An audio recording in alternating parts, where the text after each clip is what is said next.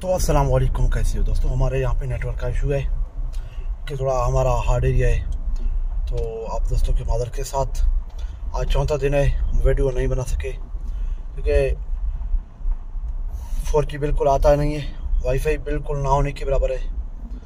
बाकी ये है कि आप दोस्त दुआ करते रहें, तमाम दोस्तों को अल्लाह खुश रखे। और दोस्तों ये है कि आप भी जो भी कारोबार कर रहे हो उसको दिल लगा के करें। तो अभी सुबह का टाइम है, हम भी जा रहे हैं वापसी, तो इंशाल्लाह काम शुरू करेंगे अपना दुकान पे, अपना फैक्ट्री पे दोस्तों। इसके साथ साथ आप दोस्तों को ये भी बताता चलूँ कि जो भी आप सोच रहे हो उसके कर गुजरो।